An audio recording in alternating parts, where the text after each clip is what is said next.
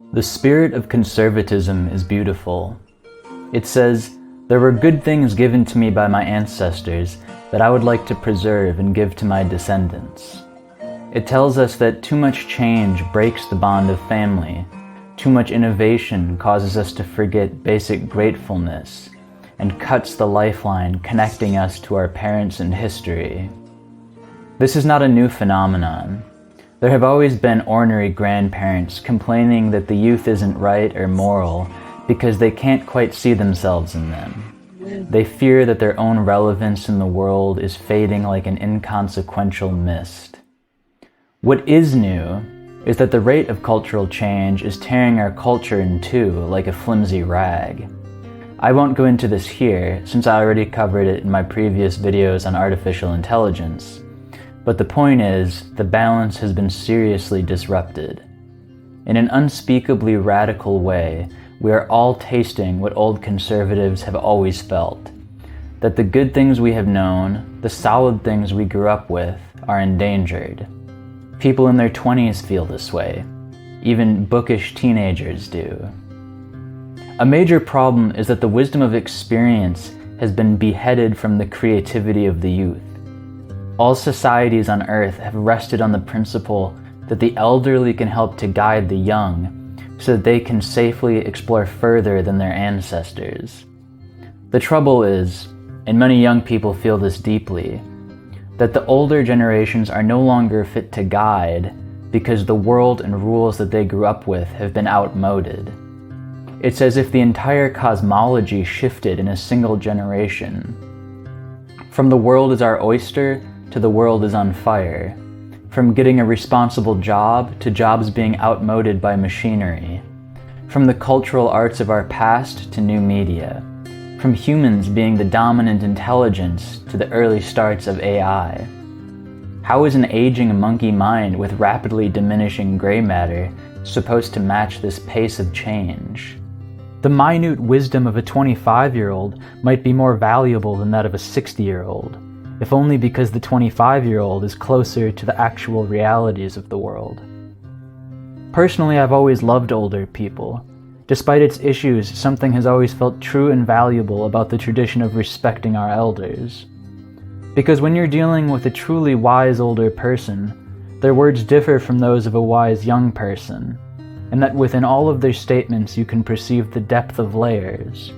A certain calm simplicity prevails. That is a powerful gift for a tortured young person to receive from an elder. I say that because I want to emphasize that when I say that I believe the wisdom of the elderly is becoming outmoded, it's not coming from the mouth of a manically futuristic progressive. The technological shift is simply beyond us all. So what's there to do? Well, I see a kind of two-step dance going on. The forward step is where we begin to integrate the coming technology, keep an open mind, and start to wrap our head around it. This might mean inventing new art forms or styles of writing that are more in conjunction with the coming times. For example, let me shamelessly plug my 9 Square project, which is a new kind of literary experience that can be found at my website in the description below. Alongside that, it might mean loosening our grip and attachments to old art forms, social conventions, and rituals. It might also just mean risking bare exposure, something many people are fearful of, to new forms of AI and technology. What I've noticed is that moving too deeply into the zone of the future knocks most of us off our balance and into the mental gutter. In fact, I think most of the worsening mental health issues and general unease is a kind of precursive radiation leaking backwards to us from the near future, where we sense all of the old structures will be demolished and altered. At a base level, considering this uncertainty activates our fight-or-flight nervous system, such that we are in a constant state of aroused tension, shortness of breath, and anxiety. And at that point we need to breathe. And that is the backward step to the two-step. The front step is into the future, the back step is into sanity. I'm reminded of the poet gone crazy Ezra Pound writing, "I lost my center fighting the world." Now, I don't know much, but I really think I know this. No one does any good losing their center or soul or sanity trying to change the world. I do believe we have a real obligation to be of the times, to engage in the future, but there is no demand higher than the balance you carry everywhere with you. So in the backstep, we encounter conservatism again. It's as if all of the old culture is there to rehabilitate us. So we take our sanity where we can, in meditative or religious traditions, in 12-step groups, in pagan circles, in Greek philosophy, in the Eastern sages, in the nuclear family, in monogamous relationships, in the great history of literature and art. Naturally, people have found refuge in all of these sources for eons. What is different is that now the primary mode of relating to them is rehabilitative rather than traditional. Within a tradition, a torch is passed. What we're doing now is holding up our hands to the comforting warmth of the fire. While I do believe that the chain of traditional identity has been broken, I don't believe that anyone yet knows that all of our wisdom is bound for the wastebasket.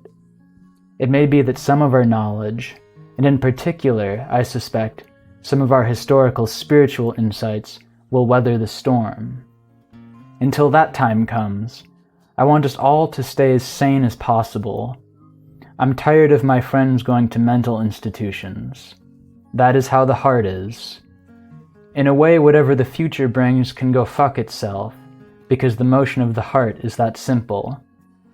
So I'm going to take some time off from analyzing the future to offer some tools in my coming videos. I don't have all the details hammered out, but the series will be called Flotation Devices. Each flotation device will be a little network of consecutive videos about a single system or technique that has some kind of therapeutic, moral, or spiritual value. I'll have my eye on practicality, perhaps including some workbook-style sheets, so that someone could use one of these flotation devices over the course of a month or so and actually have their life changed. That's because generally the problem I've found with self-help style psychology or spirituality on the internet is that someone watches a dozen different sources and they all end up saying something a little different so that their energies cancel out and you're left right where you started. To engage with one philosophy in a more comprehensive way, however, where the theory and the practice are sustained together, for even a brief period like a month, is enough to stop a degenerative cycle. I'm really looking forward to working on that series.